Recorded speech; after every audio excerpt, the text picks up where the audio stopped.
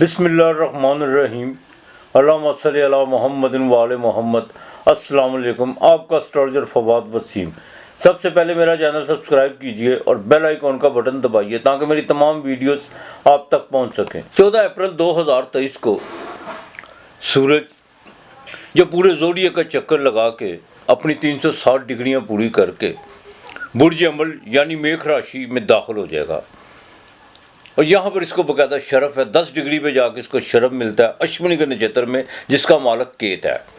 اور اتفاق کی بات ہے کہ راہو جون سا وہ پہلے سے موجود ہے، اور جب راہو اور سورج دونوں کا کنجکشن ہوتا ہے، جہاں پہ یوتی بنتی ہے، یوگ بنتا ہے، تو گرہن یوگ بنتا ہے جو 20 تاریخ کو لگنے جا رہا ہے، جو سال کا پہلا سورج گرہن ہوگا۔ اس کی میری ویڈیو آ چکی بھی ہے، لیکن آج میں گرہن پہ بالکل بات نہیں کروں گا، میں بات کروں گا سورج کے پر، کہ سورج جب برج حمل میں داخل ہوگا وہ اپنے کیا رزلٹ دے گا۔ اور 22 اپریل کو باقاعدہ گرو یعنی مشتری وہ بھی برج حمل میں داخل ہوگا۔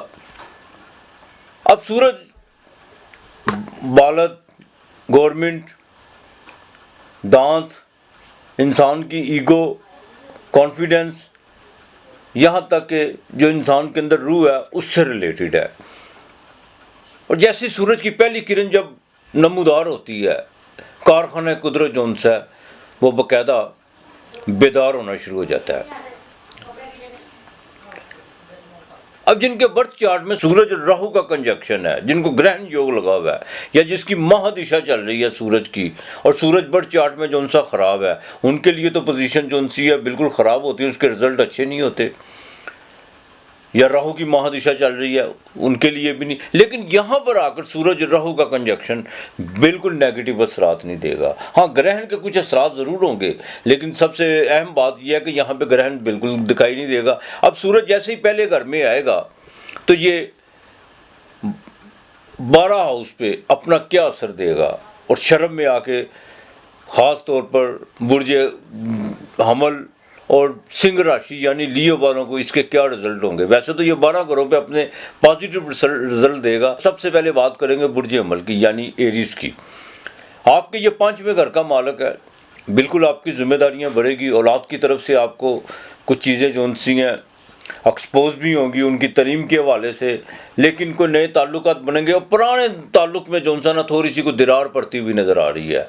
اور یہی آپ اپنے کانفیڈنس سے، اپنی باقاعدہ گفتگو سے جو سا پورا جو سا فائدہ اٹھا سکتے ہیں۔ اب برج ثور یعنی ٹارس کی بات کریں تو ان کے 12ویں گھر میں آپ بائیں آنکھ کا آپ کو خاص خیال رکھنا ہوگا، اور تھوڑے سے لاسز، اور انسان کو تھوڑے سے جو سا لاسز خود بھی کرنے چاہیے۔ دیکھیں، لاسز صرف پیسے کے نہیں ہوتے، انسان کے جذباتی بھی ہوتے ہیں۔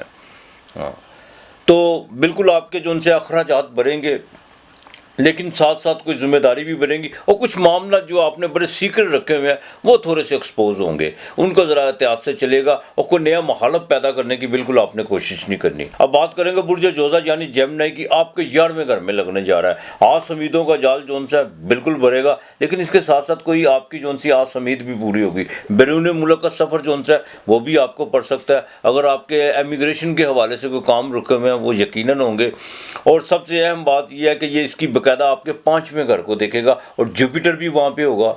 5ویں گھر کے دیکھنے کا مطلب یہ ہے کہ اولاد کی طرف سے، خاص طور پر جو باقاعدہ جن کو اولاد کی طرف سے کوئی جن کی شادی وغیرہ وہ 2-3 سال ہو گئے ہیں، ان کو جو سا کوئی نہ کوئی خوشخبری ضرور مل سکتی ہے۔ برج سرطان، کرک راشی، کینسر، آپ کے باقاعدہ 10ویں گھر میں سورج راہو کا کنجکشن، سورج 10ویں گھر میں۔ آپ نے بالکل اس چیز سے نہیں گھبرانا کہ 10ویں گھر میں گرہن یوگ لگنے جا رہا ہے۔ یہ جب سے کائنات جو سی ہے وجود میں آئی ہے، گرہن لگتے رہتے ہیں، ایسی کوئی بات نہیں ہے۔ یہ باقاعدہ ایک جو سا یہ سسٹم کا حصہ ہے، اس میں گھبرانے کی کوئی بات نہیں ہے۔ ہاں، اپنے آپ کو زیادہ سے زیادہ چارج کرنے کی کوشش کیجیے گا، اپنے جتنے بھی آپ کے جو ڈلے ہوئے ہیں کام ان کو نپٹانے کی کوشش کیجیے گا۔ تبدیلی تھوڑی بہت ضرور ہوگی انشاءاللہ تعالیٰ، اس میں کوئی پروفیشنل میں تبدیلی ہو سکتی ہے، لیکن پروفیشنل غلطی کرنے کی کوئی کوشش نہ کیجیے گا۔ اپنی فیلنگز کو جو سا بہتر رکھنے کی کوشش کیجیے گا۔ اب برج اسد یعنی لیو کی بات کریں، آپ کے تو اپنے اسٹینڈرڈ کو جو سا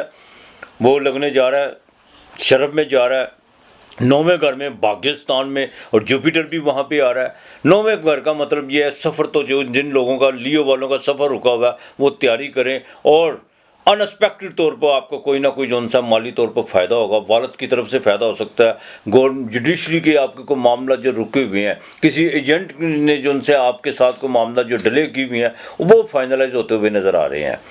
اب برج سنبلا کی بات کریں یعنی ورگو کی، ان کی 8ویں گھر میں ذرا صحت کا ذرا خاص خیال رکھیے گا، خاص طور پہ جو ہارٹ کا جن کو پرابلم ہے ان کو ذرا دیکھ بھال کے چلنا ہوگا۔ اور دوسرا، لین دین کے معاملات میں کسی سے کوئی آپ نے بغیر سوچے سمجھے واقعات کو مد نظر رکھتے ہوئے کوئی کمٹمنٹ نہیں کرنی، اس کا ذرا آپ نے دیکھ بھال کے چلنا۔ ہاں، جتنا اپنے آپ سے محو گفتگو ہوں گے، جتنا آپ کے اپنے آپ سے زیادہ سوال کریں گے تنہائی میں، آپ کو اتنے پازیٹیو جواب ملیں گے۔ برج میزان یعنی لیبرا کی بات کریں تو 7ویں گھر میں البتہ ازدواجی زندگی وہ ذرا دیکھ بھال کے چلنا ہوگا، کوئی نئی پارٹنرشپ کرنے کی بالکل کوشش مت کیجیے گا۔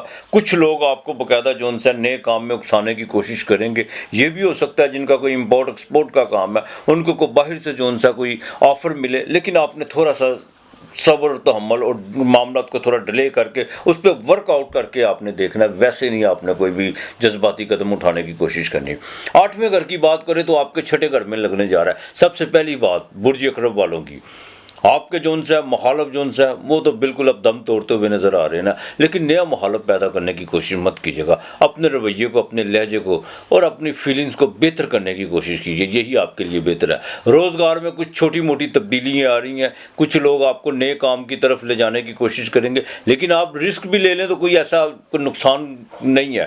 ہاں، البتہ جو باقاعدہ کوئی جادو ٹونا یا وہم اور باقاعدہ کوئی ایسے معاملات میں جو جکڑے ہوئے ہیں جو ذہنی طور پہ ان کا یہ چیزیں جو ان سے ختم ہوگی انشاءاللہ تعالی۔ اب برج قوس یعنی سیجیٹیریس کی بات کریں، 9واں گھر آپ کے 5ویں گھر میں لگنے جا رہا ہے۔ ہاں، پریگننٹ جو 5ویں گھر میں جو سورج ہے تو وہاں پر جا کر سورج جو سا بالکل فائدہ دے گا آپ کو۔ ہاں، ذرا پریگننٹ جو خواتین ہیں ان کو تھوڑا سا دیکھ بھال کے چلنا ہوگا، نئے تعلقات آپ کے بنتے ہوئے نظر آ رہے ہیں اور اس سے باقاعدہ جو ان سے آپ فیور بھی آپ لیں گے ان سے انشاءاللہ تعالی۔ اور روزگار میں کوئی نئی اسکیمیں جو آپ بنا رہے ہیں اس پر آپ کو پریکٹیکل طور پر چلنا ہوگا، بالکل اس طرح نہیں ہے، باتوں کی طرف آپ توجہ کر دیں اور کام کی طرف ذرا زیادہ آ جائیں تو زیادہ بہتر ہوگا۔ برج جدی کیپریکون 10واں گھر مکر راشی، 4تھے گھر میں سورج باقاعدہ جو ان سے تبدیلی کی طرف تو آپ کو تو لے کے جائے گا، اس میں کوئی دو رائے نہیں ہے۔ ذرا ہارٹ کے ذرا خاص خیال رکھیے گا۔ گھر میں یہ آپ کے 8ویں گھر کا مالک ہے، گھر میں کوئی رینوویٹ کے حوالے سے کوئی خرچہ بالکل آپ کو آ سکتا ہے۔ اور والد کے ساتھ ذرا تعلق بہتر رکھنے کی کوشش کیجیے گا۔ البتہ کوئی نئی ذمہ داری پڑ رہی ہے آپ پر، پڑتی ہوئی نظر آ رہی ہے، اس میں آپ کی جو سی نا فیم تھوڑی سی پروفیشنل طور پر آپ کی سوشل ایکٹیویٹی میں آپ کی فیم جو سی ہے اس کا لیول جو سا اس کا گراف وہ اوپر آتا ہوا نظر آ رہا ہے۔ اب 11ویں گھر کی بات کریں برج دلو یعنی ایکویریس کی، ان کے 3رے گھر میں بہن بھائیوں کے ساتھ ذرا تعلقات بہتر رکھنے کی کوشش کیجیے گا۔ یہاں پر اگر آپ سے اسٹرگل ضرور کروائے گا، لیکن یہ نہیں ہو سکتا وہ اسٹرگل کرائے اور اس کی آپ کو اس کا سمجھنا آپ کو ملے، بالکل ملے گا۔ سفر بھی بیرون ملک کے آپ کو پڑ سکتے ہیں، اور آپ کا کوئی رکا ہوا کام جو بہت زیادہ آپ کے لیے درد سر بنا ہو وہ انشاءاللہ تعالی 14 اپریل سے لے کے 14 مئی تک وہ کسی وقت بھی آپ کا ہو سکتا ہے۔ اور یہ بھی ہو سکتا ہے جیسے سورج شرب میں 10 ڈگری پہ آئے تو آپ کو کوئی اچھی کو خوشخبری ملے، کوئی بالکل اس کی یہ آپ کے 7ویں گھر کا مالک ہے۔ اور ازدواجی زندگی میں بہتری کے پورے جو ان سے ہیں اثار آتے ہوئے نظر آ رہے ہیں۔ 12ویں گھر کی بات کریں، زوڈیک کا آخری ہاؤس، سورج یہاں سے نکل کے باقاعدہ پہلے گھر میں داخل ہوا ہے تو دوسرے گھر میں ہے سورج۔ اپنے ذرا ترش چیزوں سے پرہیز کرنے کی کوشش کیجیے گا، دائیں آنکھ کا ذرا خاص خیال رکھیے گا اور اپنے اخراجات پہ ذرا کنٹرول کرنے کی کوشش کیجیے گا۔ یہ آپ کے باقاعدہ 6 گھر کا مالک ہے، بالکل آپ کے کون سے مقدمے کے حوالے سے کوئی خرچہ آپ کو پڑ سکتا ہے۔ یہ بھی ہو سکتا ہے کوئی آپ اپنے ہاتھوں سے جو سا کوئی چھوٹا موٹا کوئی لالچ کی، جتنا آپ کے اگر آپ لالچ کی طرف جائیں گے کوئی آپ مالی طور پر نقصان کرتے ہوئے نظر آ رہے ہیں، اس سے ذرا پرہیز کیجیے گا۔ کوئی جوپیٹر بھی آپ کا گھر چھوڑتا ہوا آگے کی طرف جا رہا ہے، معاملات تو بڑے بہتر ہوں گے آگے چل کے، یہ نہیں کہ نہیں ہے، لیکن سورج جو ہے وہ تھوڑا سا لہجہ اس کا گرم ہے۔ اصل بات یہ ہے کہ یہ سورج ایک ایسا ہے جب ہم گھر سے نکلتے ہیں یا گھر کی چھت پہ یا کھڑکی پہ، یہ وہ ہے جو ہمیں فوراً دکھائی دیتا ہے۔ مالک نے باقاعدہ قرآن پاک میں اس کی قسمیں کھائی ہیں، اس کی کرنوں کی قسمیں کھائی ہیں، چاند جو اس کی پیروی کرتا ہے۔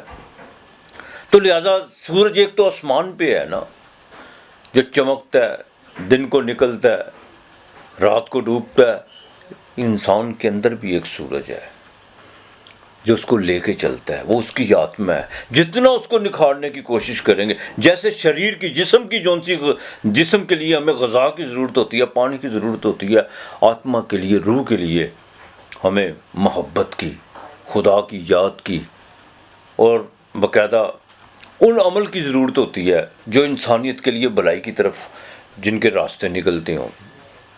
جتنا لوگوں کے ساتھ آپ اچھا سلوک کریں گے، جتنا لوگوں کے لیے آسانیاں پیدا کریں گے، جتنا خدا کو یاد کریں گے، آپ کے اندر کا سورج اتنا زیادہ جو سا پاورفل ہوتا چلا جائے گا. پھر آپ کو یہ نہیں ہوگا کیونکہ سورج اور راہو کا کوئی یوگ بن گیا ہے تو کوئی نقصان ہو سکتا ہے یا کوئی اس کا ڈر ہے. نہیں، بالکل نہیں.